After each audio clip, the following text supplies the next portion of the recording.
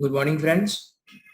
तो स्टार्ट करते हैं आज से वापस कि द हिंदू न्यूज़पेपर के एडिटोरियल सेक्शन का एनालिसिस। ठीक है। एनालिसिस दो तरीके से करेंगे, प्री स्पेसिफिक और मेन स्पेसिफिक। जो भी टॉपिक प्री के लिए काम का होगा उसको उस रिगार्डिंग देखेंगे, और जो भी टॉपिक मेंस के लिए काम का होगा उसको उस हिसाब से देख लेंगे। तो 19 अगस्त के द हिंदी न्यूज़पेपर में आर्टिकल्स कुछ इस तरीके से है कि पहला है the significance of the there is no data answer. ठीक है, जिसमें कुछ बात की गई है डेटा के बारे में। दूसरा है keeping an eye on China's expanding nuclear stack. ठीक है, तो वही चाइना के न्यूक्लियर वॉरहेड के स्टॉक पाइलिंग के बारे में कुछ बात की गई है। यहाँ पे दो आर्टिकल है कि द डिलेड इंटरवेंशन। ठीक है, क्या है क्या नहीं देखते हैं, कुछ एक्सपोर्ट के बारे में है।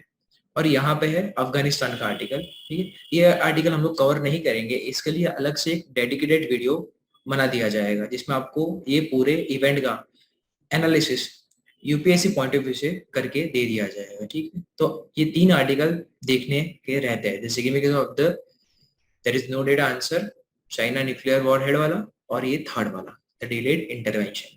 ठीक है, चलिए तो स्टार्ट करते हैं। तो ये पहला आर्टिकल है आपका, the significance of the there is no data answer. क्या बात की गई आर्टिकल में? तो स्टार्टिंग के इंट्रोडक्टरी पैराग्राफ में ऐसा बोल रहा है कि भाई गवर्नमेंट डेटा पब्लिश नहीं कर रही है। ठीक है, अगर कोई सिटीजन या फिर कोई इंसान डेटा गवर्नमेंट से मांग रहा है कुछ एक चीजों के बारे में, तो डेटा पब्लिश नहीं किया जा रहा है। जैसे कि दो एग्जांपल यहाँ पे बताए गए हैं कि भाई जो स्टार्टिंग के लॉकडाउन में जो माइग्रेंट माइग्रेंट का डिस्प्लेसमेंट हुआ था कि भाई जॉब छूट गई थी, ठीक है, वापस अपने शहरों में गाँव में चले गए थे सडन लॉकडाउन की वजह से। तो कितने माइग्रेंट गए कितने नहीं, ठीक है, जो ग्लोबल मीडिया में दिखाया गया था, ग्लोबल मीडिया में जो चीज दिखाई गई थी, वर्ल्ड बैंक की रिपोर्ट के हिसाब से भी 40 मिलियंस जितने माइग्रेंट जॉबलेस हुए थे। ठीक है, इम्पैक्ट हुए थे लॉकडाउन की वजह से। पर जब गवर्नमेंट से डेटा मांगा गया तो वही गवर्नमेंट ने बोला कि ये डेटा हमारे पास नहीं है, ऐसा कुछ ये ऑथर बोल रहे हैं। द सेम विथ कि भाई कोविड के टाइम पे फ्रंटलाइन हेल्थ वर्कर, ठीक है, जो हेल्थ वर्कर जो काम कर रहे हैं, उनकी लाइफ का कितना लॉस हुआ उसके बारे में भी डेटा मांगा गया, तो बोला गया कि भाई डेटा अवेलेबल नहीं है। ठीक है, तो ऐसा करके कुछ इंट्रोडक्टरी पहले में बोला है कि भाई गवर्नमेंट डेटा पब्लिश नहीं कर रही है, ठीक है, नो डेटा है ऐसा दिखाया जा रहा है। तो उन्हीं सब के बारे में पूरे आर्टिकल में लिखा है कि भाई डेटा नहीं है, डेटा नहीं है ऐसा करके। ठीक है, जैसे कि अलग अलग चीजें लिखी गई कि भाई all India house hold consumer expenditure सर्वे जो 19 में पब्लिश होना चाहिए बिफोर द इलेक्शन, वो पब्लिश नहीं किया गया था कुछ एक रीजंस की वजह से।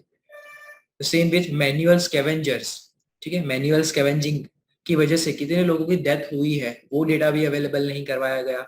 फार्मर्स की डेथ कितनी हुई प्रोटेस्ट के दौरान, ठीक है, जो 2 साल से फार्मर प्रोटेस्ट चल रहा है, वो प्रोटेस्ट के दौरान फार्मर की डेथ कितनी हुई, इंटरनेट शटडाउन की वजह से कितना इकोनॉमिक लॉस हुआ, वगैरह वगैरह डेटा गवर्नमेंट पब्लिश नहीं कर रही है, ऐसा ये ऑथर का कहना है। ठीक है, तो यहाँ पे ऐसा कुछ एक 7-8 एग्जाम्पल लिखे हैं जिसमें डेटा नहीं मिल पा रहा है।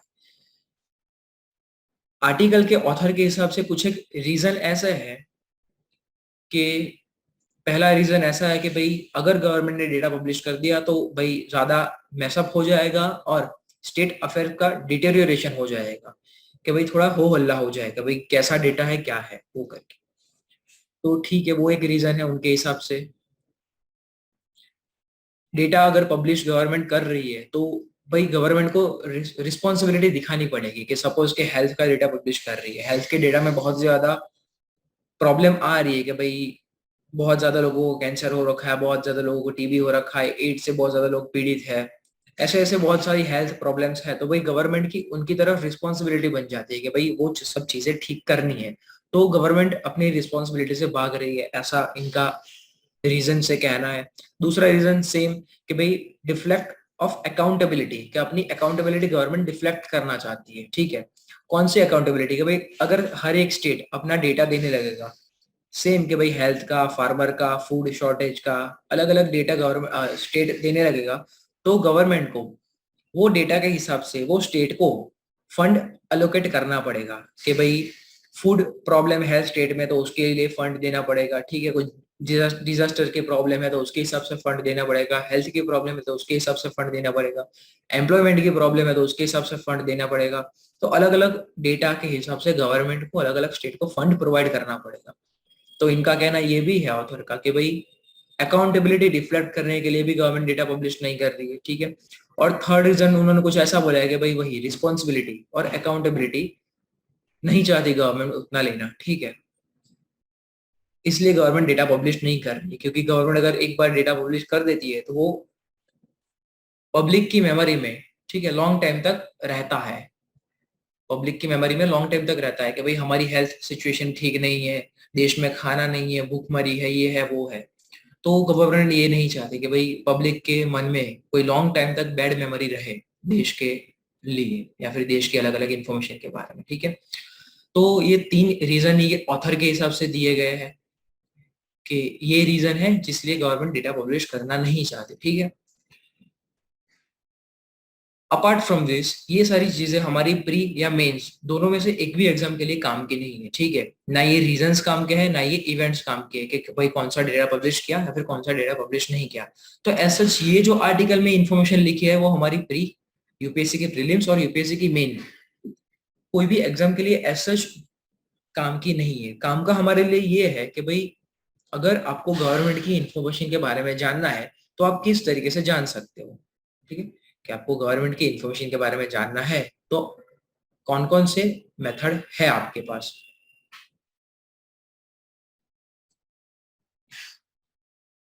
तो उसके लिए कुछ एक चीजें हैं हमारे पास, जैसे कि सबसे पहली चीज की बात करें तो भाई अपने पास है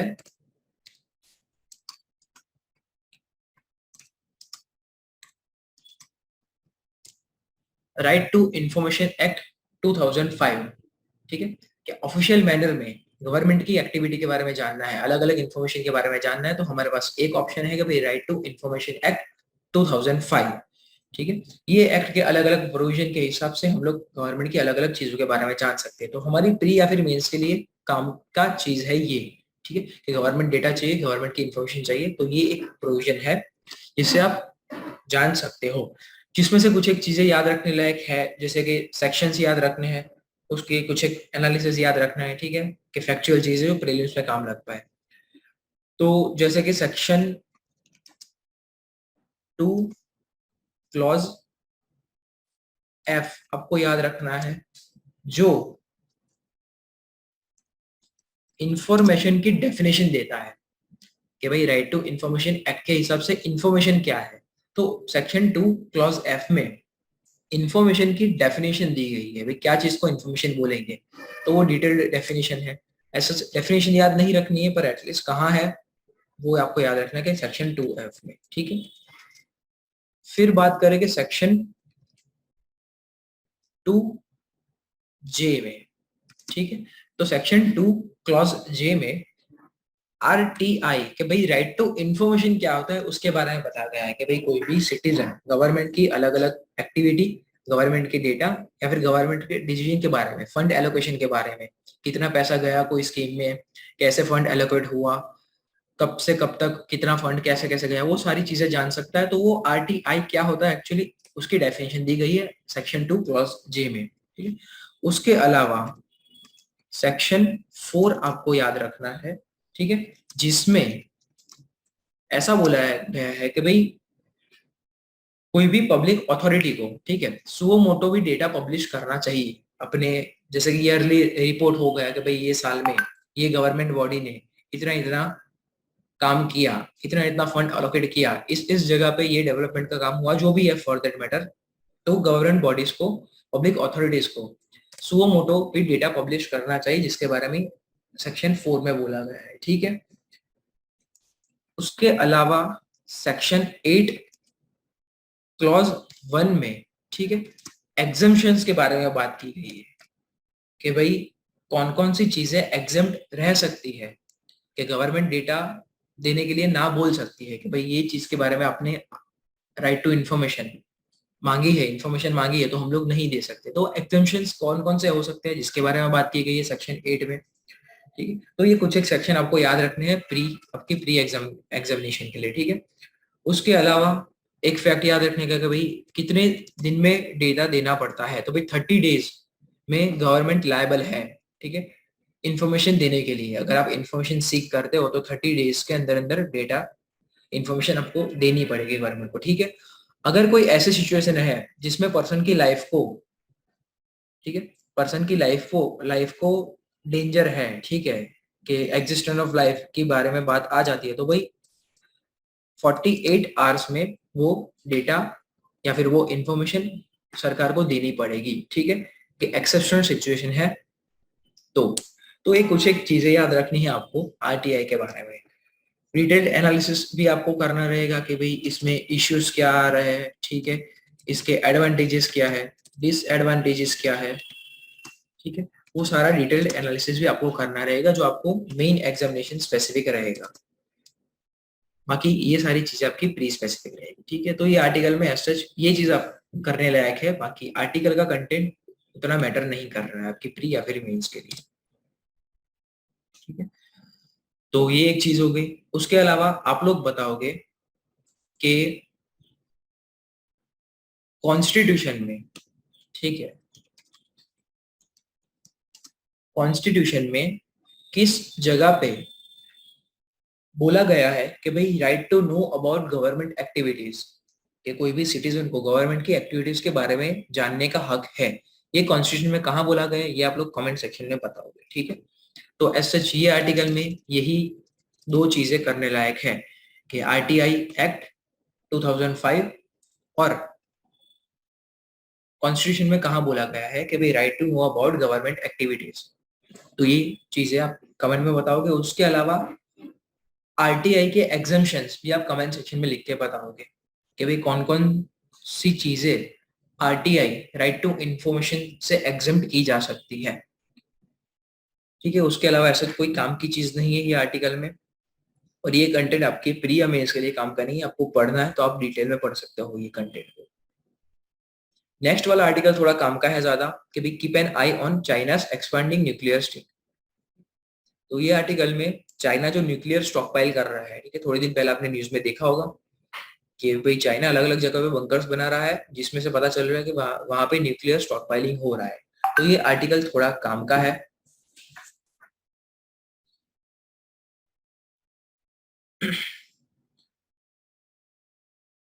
तो क्या बोला गया है ये आर्टिकल में, तो आर्टिकल एक बार आप लोग पूरा स्टडी कर लीजिएगा, जिसका क्रक्स मैं आपको बता रहा हूँ कि कौन कौन सी चीज किस तरीके से काम की है।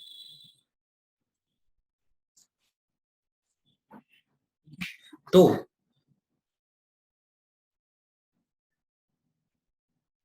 थोड़े टाइम पहले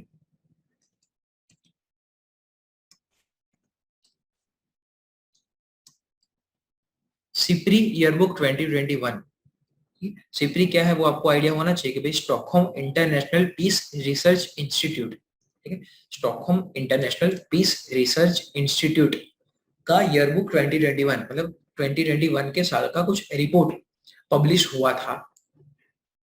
जब से तब से लेके ये सारी बातें चल रही है कि भाई वर्ल्ड में कौन सी कंट्री न्यूक्लियर स्टॉक पाइल कर रही है, क्या हो रहा है क्या नहीं, और अभी ये चाइना के न्यूज में आया है, ठीक है। तो सिप्री क्या है पहले थोड़ा वो देख लेते हैं कि भाई 1966 में ये एस्टेब्लिश हुआ था, ठीक है, Stockholm international peace research institute. ये एक इंटर गवर्नमेंटल बॉडी है, ठीक है, ये एक इंटर गवर्नमेंटल बॉडी है। क्या काम करता है, तो भाई रिसर्च का काम करता है किस चीजों में, तो भाई कहीं कॉन्फ्लिक्ट हो रहा है उसके बारे में रिसर्च, ठीक है, आर्मामेंट, ठीक है, कौन सा कंट्री कितना आर्मामेंट जमा कर रहा है उसके बारे में, आर्म्स कंट्रोल के बारे में रिसर्च, ये सब चीजों के बारे में रिसर्च का काम करता है ये मेन, तो ठीक है। उसके अलावा डेटा प्रोवाइड कराता है, ठीक है, डेटा प्रोवाइड कराता है। कैसा डेटा, कि भाई एनालिसिस, कौन से कंट्री ने कितना आर्म्स स्टॉक पाइल किया है, किस तरीके से कंट्री अपना सिक्योरिटी मैनेज कर रही है, वो सारा डेटा आपको प्रोवाइड कराता है, ठीक है। उसके अलावा रिकमेंडेशंस भी देता है कि अगर डिसआर्मामेंट करना है, पीसफुल सिचुएशन बनाए रखनी है, सिक्योरिटी मेंटेन करनी है, तो ये रिकमेंडेशन है, तो वो रिकमेंडेशन भी देता है बेसिकली, ठीक है। और उसके अलावा ईयरबुक, ठीक है, एवरी ईयर ये एक ईयरबुक पब्लिश करता है। वो ईयरबुक में इंटरनेशनल सिक्योरिटी ठीक है, इंटरनेशनल सिक्योरिटी। इंटरनेशनल सिक्योरिटी किस तरीके से डेवलप हो रही है उसके बारे में बात होती है ये ईयरबुक में, ठीक है।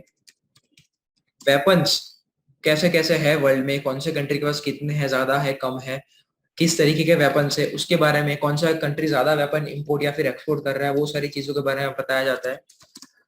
वेपन टेक्नोलॉजीज के बारे में ये ईयरबुक में बात होती है, ठीक है। उसके अलावा मिलिट्री सिक्योरिटीज, मिलिट्री सिक्योरिटीज अलग अलग कंट्रीज की कैसी है कैसे नहीं, ये सब चीजों के बारे में ये सिपरी की ईयरबुक में बात की जाती है, ठीक है।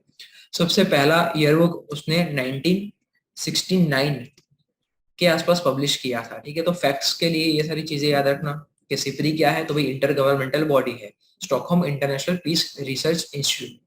हेडक्वार्टर कहाँ है उसका, तो ऑब्वियसली स्टॉकहोम, स्टॉकहोम में उसका हेडक्वार्टर है। ईयरली डेटा पब्लिश करता है और उसका कुछ जो भी बेसिक काम है वो एक बार के लिए आप लोग याद रखना, ठीक है।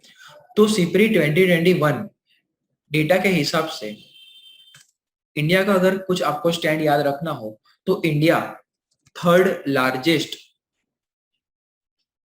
एक्सपेंस करने वाला कंट्री है, कि डिफेंस इक्विपमेंट के पीछे एक्सपेंस करने वाला थर्ड लार्जेस्ट कंट्री है पूरी दुनिया में से, ठीक है। तो ये सिपरी के डेटा के हिसाब से ये एक चीज याद रखना। उसके अलावा रशिया और यूएसए, ठीक है, वर्ल्ड के न्यूक्लियर वेपन का 90% से ज्यादा न्यूक्लियर वॉरहेड ये दो कंट्रीज के पास से है, रशिया और यूएसए मिलाकर, ठीक है। तो ये सिपरी के डेटा के हिसाब से ये सारी चीजें याद रखिएगा, ठीक। तो ये एक चीजें काम की है। बाकी आर्टिकल की बात करें तो क्या लिखा है कि भाई चाइना का न्यूक्लियर स्टॉक पाइल 250 से बढ़ के 350 जितना हो गया है।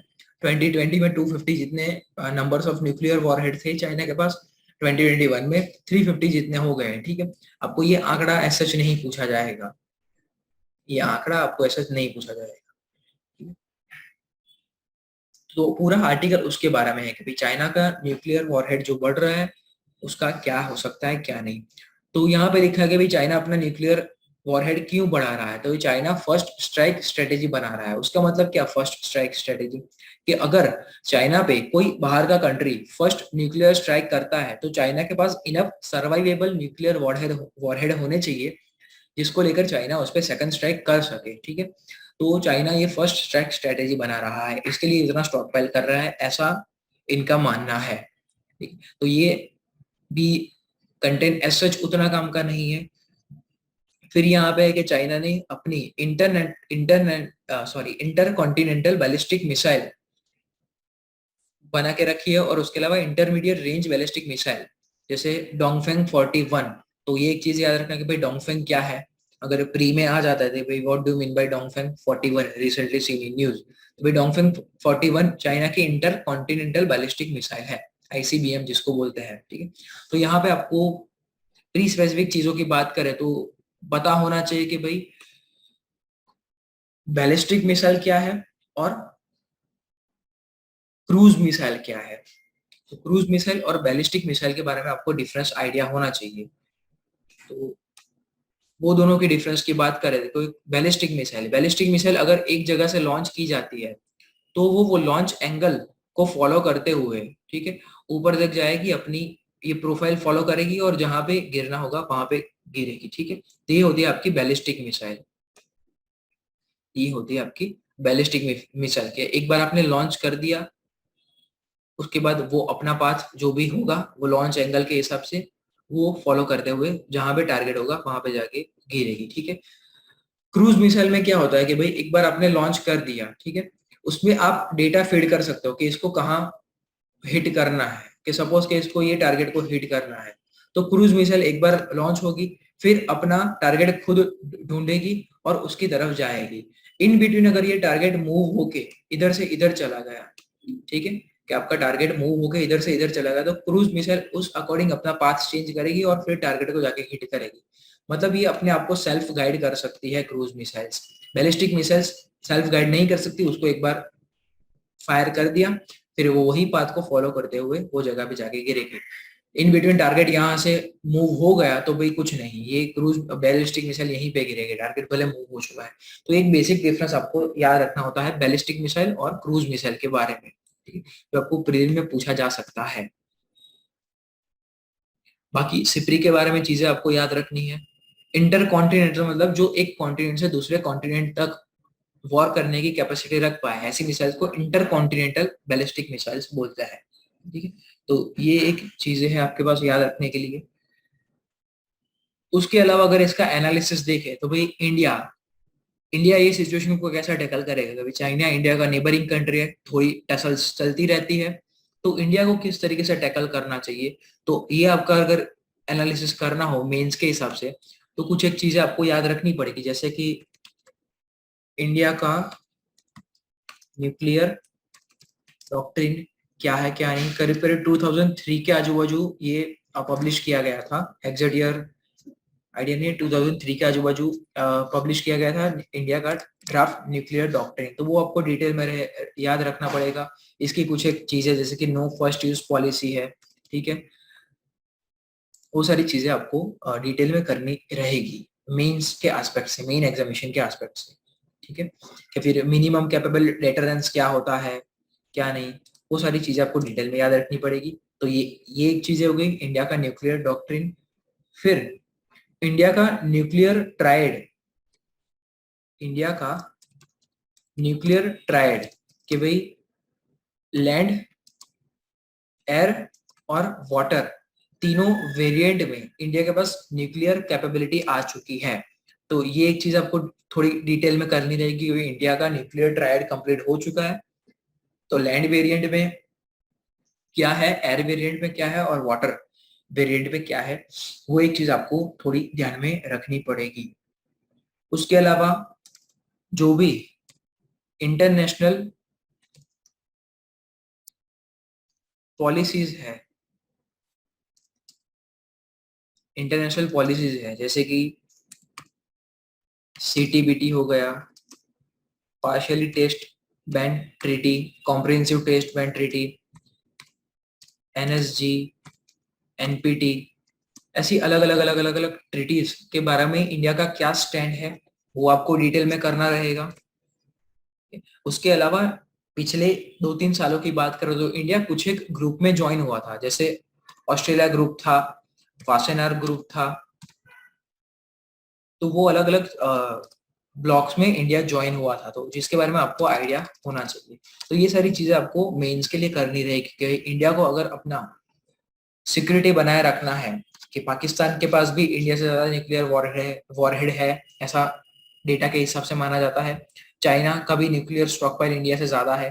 तो दोनों इंडिया के नेबरिंग कंट्रीज जिसके साथ इंडिया का टसल चलता रहता है, जो दोनों दोनों के पास इंडिया से ज्यादा न्यूक्लियर वॉरहेड है, तो इंडिया का स्टैंड क्या होना चाहिए, इंडिया को क्या करना चाहिए क्या नहीं, ठीक है। तो उसके बारे में एनालिसिस आपको मेन एग्जामिनेशन के लिए करना रहेगा कि स्टॉक पाइल करना सही है कि सही नहीं है, ठीक है। तो ये सारा डिटेलिंग आपको करना रहेगा।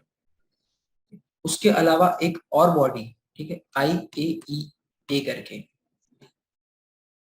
इंटरनेशनल एटॉमिक एनर्जी एजेंसी, इसके बारे में आपको डिटेल में करना रहेगा।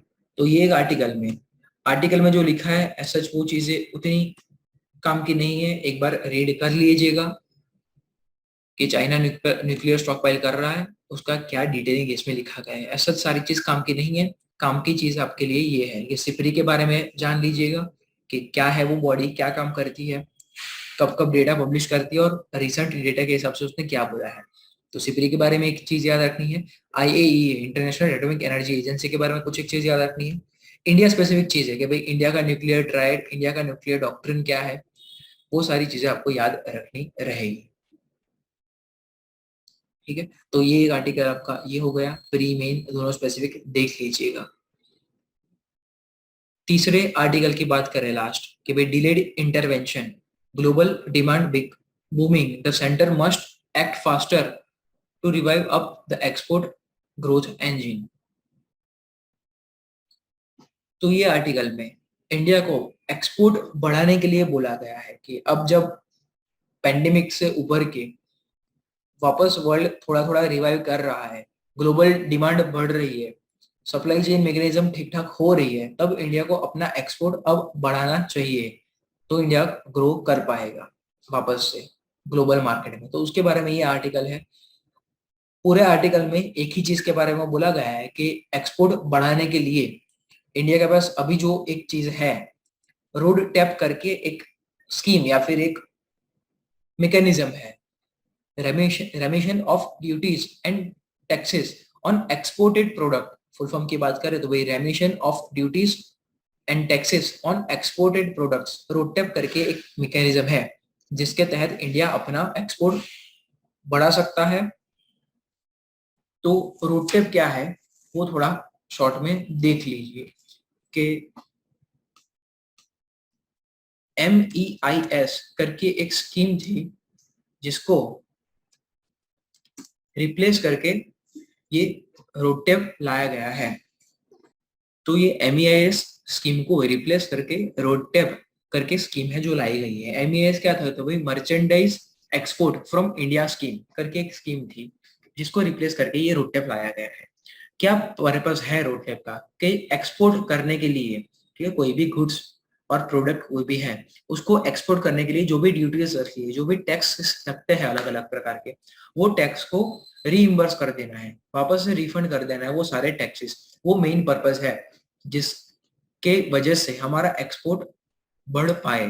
ठीक है, तो कैसे टैक्सेस, अगर कोई पंचायत कोई टैक्स कलेक्ट करती है, कोई स्टेट गवर्नमेंट कोई टैक्स कलेक्ट करती है, ठीक है, इवन एयरपोर्ट पे जो ड्यूटीज लगती है, अलग अलग कस्टम ड्यूटीज लगती है, ये सारी ड्यूटीज और टैक्सेस लगते हैं, उसको रीइम्बर्स करने की बात की गई है ये रोड टैक्स स्कीम में। ठीक है, उसको रीइम्बर्स करने की बात की गई है। तो भाई ये स्कीम को रिप्लेस क्यों कर दिया गया, तो भाई MEIS करके जो ये स्कीम था वो WTO वर्ल्ड ट्रेड ऑर्गेनाइजेशन के स्टैंडर्ड से कंप्लाई नहीं कर रहा था, और जब ये नई स्कीम लॉन्च की वो वर्ल्ड ट्रेड ऑर्गेनाइजेशन के स्टैंडर्ड को कंप्लाई कर रहा है कि 0.5 से लेके 4.3% जितना ही FOB का, ठीक है, क्या होता है FOB वो देखते हैं कि FOB का 0.5 से लेके 4.3% जितना ही आपको रिबेट या फिर रिफंड देना होता है, वो वर्ल्ड स्टैंडर्ड है WTO के हिसाब से। तो इसकी रेंज में ये रोड टैप काम कर रहा है उसको कंप्लाई करके। तो FOB क्या होता है कि भाई यहाँ पे लिखा गया है कि भाई फ्रेट ऑन बोर्ड, ठीक है, फ्रेट फ्रेट ऑन बोर्ड के कोई भी गुड्स या फिर प्रोडक्ट को ऑनबोर्ड करने के लिए, ठीक है, शिप पे या फिर प्लेन पे ऑनबोर्ड करने के लिए जो भी चार्जेस लगते हैं अलग अलग, कि भाई आपका ड्यूटीज लगती है, कस्टम ड्यूटीज लगती है, ट्रांसपोर्टेशन चार्जेस लगते हैं, वहां की सर्विस इसके लिए वेयर हाउस चार्जेस लगते हैं, ऐसे XYZ जो भी चार्जेस लग रहे हैं आपको ऑनबोर्ड करने के लिए, वो आपका गुड या फिर वो आपकी प्रोडक्ट को ऑनबोर्ड करने के लिए, प्लेन या शिप पे चढ़ाने के लिए जो भी अलग अलग चार्जेस लगते हैं, जो भी ड्यूटीज लगती है, उसका 0.5 से लेके 4.3% जितना ही आपको रिफंड रिबेट करना रहेगा। वो WTO के हिसाब से ग्लोबल स्टैंडर्ड है जिसको कंप्लाई कर रहा है इंडिया। ठीक है, और ये रोड टैप स्कीम के सहारे, तो ये एक आपको प्रोविजन दिया गया है ये मैकेनिज्म में, जिससे जिससे आपका एक्सपोर्ट इंक्रीज हो सके। एक्सपोर्ट जितना बढ़ेगा उतना आपको इंटरनेशनल ट्रेड में फायदा देखने को मिलेगा। तो ये एक चीज है याद रखने के लिए। ठीक है, दूसरा कि कौन सी चीजों को एक्सक्लूड किया गया है ये रोड टैप स्कीम से। तो यहाँ पे आर्टिकल में लिखा गया है कि भाई स्टील, फार्मास्यूटिकल और केमिकल्स, ये तीन चीजों को ये स्कीम में से एक्सक्लूड किया गया है। स्टील प्रोडक्ट्स, फार्मास्यूटिकल्स आइटम और केमिकल्स, ये तीन चीजों को एक्सक्लूड किया गया है। द रीजन बीइंग कि ये तीन चीजों का ट्रेड इनफ स्टेज पे, इनफ स्केल पे हो रहा है, तो ऐसे इसको उतना इंटेंसिव देने की जरूरत नहीं लग रही है। स्टील का ट्रेड रेगुलर मैनर में हो रहा है, फार्मास्यूटिकल्स का और सेम विथ केमिकल का ट्रेड हो रहा है, तो इसलिए ये तीन चीजों को अभी के लिए एक्सक्लूड रखा गया है। तो आपकी प्रीलिम एग्जामिनेशन की ये चीज आपको खास याद रखनी है कि कौन सी तीन चीजों को एक्सक्लूड किया गया है, कितने परसेंटेज से लेके कितने परसेंटेज तक का FOB में आपको कंप्लाई रहना पड़ेगा, कौन सी स्कीम को रिप्लेस करके लाया गया है। तो ये सारी अलग अलग चीजें आपको याद रखनी पड़ेगी। ठीक है, तो इसी चीज की बात की गई है यहाँ पे। ठीक है, ये पूरे आर्टिकल में रोडटेप स्कीम की बात की गई है कि आपका एक्सपोर्ट प्रमोशन के लिए ये एक चीज है, ठीक है। तो ये स्कीम एक बार और गो थ्रू कर लीजिएगा आप लोग। तो ये 3 आर्टिकल है आपके सच कि पहला आर्टिकल आपका गवर्नमेंट डेटा पब्लिशन के बारे में कि कैसे करना चाहिए कैसे नहीं। तो फॉर्मली 2 ही मैकेनिज्म है, आरटीआई एक्ट है हमारे पास जिससे हम लोग गवर्नमेंट इन्फॉर्मेशन अवेल कर सकते हैं, और दूसरा आर्टिकल 19 है। दूसरा आर्टिकल आपका keeping an eye on China expanding nuclear stake, ठीक है। एज सच ये आर्टिकल में डिटेलिंग नहीं है आपके पास, ये सिप्री को छोड़ के और ये 1-2 नाम को छोड़ के कि भाई डोंगफेंग चाइना की मिसाइल है, आईसीबीएम वो याद रखना, सिप्री क्या है वो याद रखना, ठीक है। सिप्री के बारे में डिटेलिंग मैंने आपको बोला वो याद रखना है आपको। उसके अलावा आईएईए और इंडिया स्पेसिफिक कुछ एक चीज है, ठीक है, वो आपको याद रखना रहेगा। और ये आर्टिकल में बस ये स्कीम एक आपको याद रखनी है, ठीक है। तो आज के लिए द हिंदू में ये 3 आर्टिकल आपको डिटेल में देखना है। फोर्थ वाला आर्टिकल अफगानिस्तान के बारे में जिसमें से डिटेल वीडियो सेपरेट एक बना दिया जाएगा, ठीक है। तो मिलते हैं नेक्स्ट वीडियो में अगले हिंदू के एडिटोरियल सेक्शन के एनालिसिस के साथ, ठीक है। तब तक के लिए पढ़ते रहिए। Thank you so much.